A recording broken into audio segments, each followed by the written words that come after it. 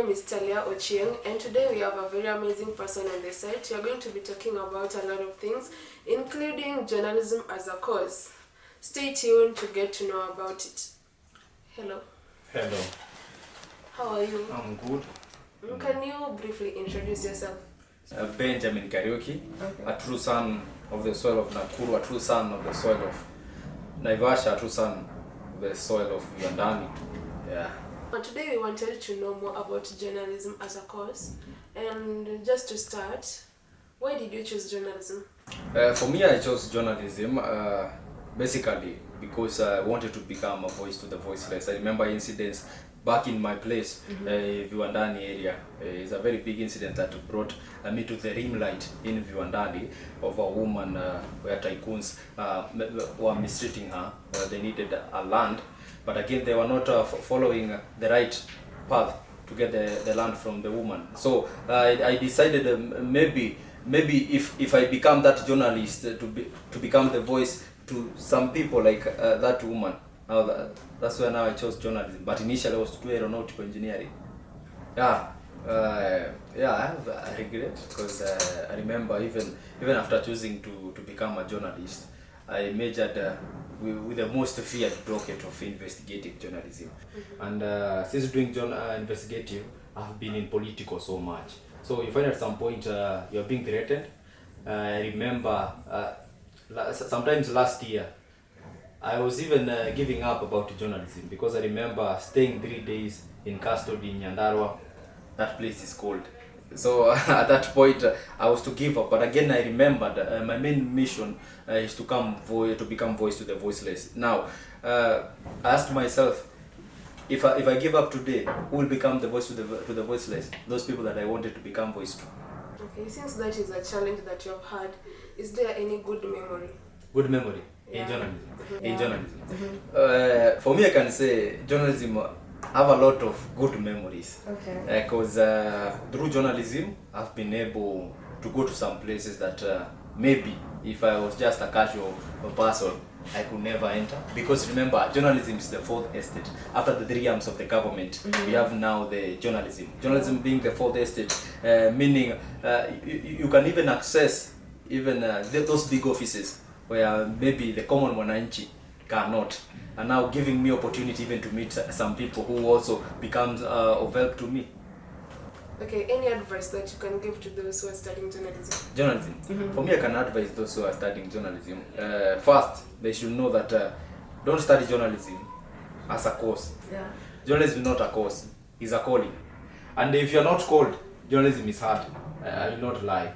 So at the small levels I can give to those upcoming journalists. Then again, look at the market.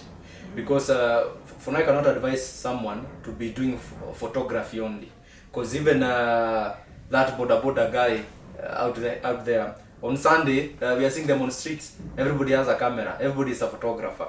So when you're doing journalism, just identify where the market is. Because at some point you will do that journalism, and again we'll be seeing you in Thika Road Super Highway saying I want a job because you chose the, maybe I cannot say less important, but less market docket. Okay, there's some quote, I don't know if it's a quote or a meme. I saw somewhere about someone saying that Lulu na Rashid wamekuwa in the industry since wako class 2 and you're still studying journalism. What's your take on that? For me, I can say yes, they have been there, maybe even Lulu, we have even the Tafkari of Babu. Okay. But earlier I've told you, is identifying the market. For now, those who are doing broadcast journalism, again, with the rise of maybe technology, and we have found that we have social medias which are coming up at a high level. We are seeing even citizens going even to TikTok live, YouTube live. So for me, I can say, just do your thing with dedication. Just do your thing. You don't think it's about time they quit and then they leave others to go on? Now, that's one of the biggest challenge that the media is facing. Because the moment one person enters a newsroom, it's very hard to remove that person. But for me, I can say you just create your space. Because we are seeing even some people are not employed in this maybe traditional media sources, like the Royal Media, Media Max. No, but they are doing very well in terms of journalism. We have the Paxson TV, we have the Kenya Digital News. Those people are journalists, but not in the main industry. So even as we are studying, don't focus only that I'll be employed. No, I can also become an employer.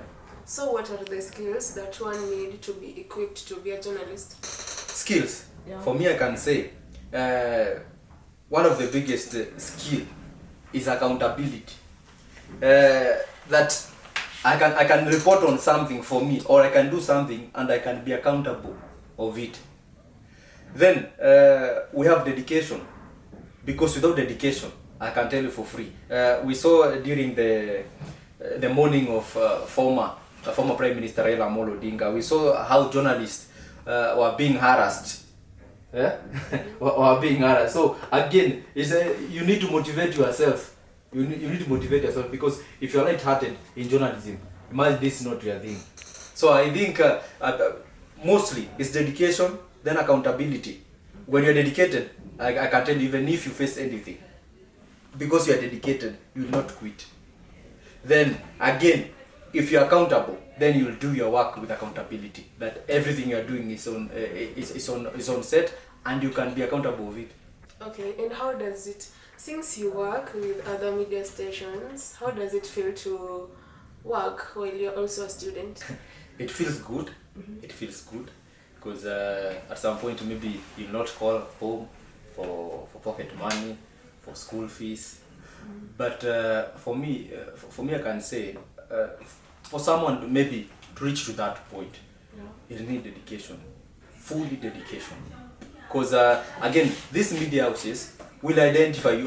For me, I tell people that just do something that will make you different from me, from you, from that person. Now, working with the other media station, it has become one of the sweetest things in my life. In my life, yeah. Because for me, I can say it has improved me.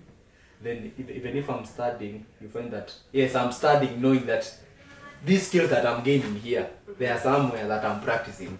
That's the sweetest thing with when you are working and you are still studying. And how do you balance your studies with work? First thing, this is a mind game. At some point, I know I'm a student, but at some point, I know I'm a worker. So my 24 hours, I just divide them. I take this into that maybe I'm studying for 2 years. Then the work will be there for that time. So that's why you find most of the time, for me, I do part-time jobs. Part-time job. Even if it's news reporting, I do just from here, from school. I do from school, even if maybe I'll go outside and gather some things.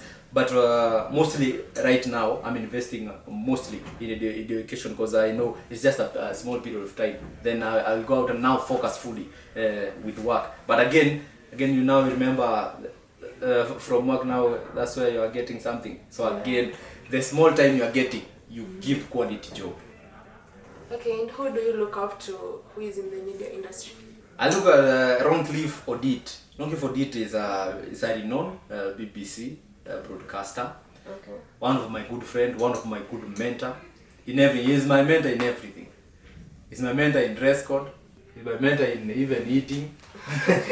but he's a good guy. He's a good guy. Roncliffe Odit showed me that everything in life is about mindset. When you set your mind, maybe you needed to do this. Imagine that's what you will do, even if it's tough. You'll just do. Now, Roncliffe Odit is my good mentor. Then in maybe in my vernacular in Kikuyu, I can say in Kikuyu I have a mentor. It's called Njogua Washira. Works at Kameme. He's also a good dad. He's the one also, by the way, he treated me and gave me a plan of how to come to NIBS. Yeah. That's cool.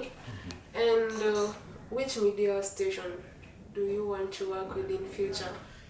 In the future, I can say, even if I want to work with media station, let me say first, I own an online radio, called Darubini Radio. Okay. Yes, then I own also Darubini Productions, where we also do some of the stuff, maybe with the live streaming, and also some of the news. But maybe in the future, God willing, I promised one person, Ron Clifford did, that the moment we'll be stepping out of that office, now I'll be on my way entering the office. So I'll go to work with BBC, and majorly BBC focus on Africa. Okay, that's so great. And in social media, you have a lot of followers and a lot of people like your work. What can you tell them? Just a brief. A brief. Okay. To all my supporters, I know, as a media person, you need that following, you need that like, because also through engagement you also get some cash. So thank you so much for those who are supporting what we are doing, both in YouTube. I want to thank you so much, and continue following Kenya Digital News in YouTube, and also in TikTok. Nowadays in TikTok I have many handles, but they also follow me there. Go to Tranquil Nail Spa, go there to Milana Tours and Travels, go to my page. But thank you so much for the biggest support until now. Okay, thank you so much for coming, and thank you for agreeing to do this. Yeah. Okay, welcome. I'm also pleasured to be hosted. I know it was not easy to get you. It was not easy, but also it's an honor, and for me I say, when you're honored, now be honored also. Thank you so much, our viewers. Please make sure that you follow those accounts and also go and check them out. You'll see a great work that he's doing. And thank you so much to our returning subscribers. I appreciate. And if you're new here, please make sure that you subscribe. My name was Talia Ochieng. Till next time.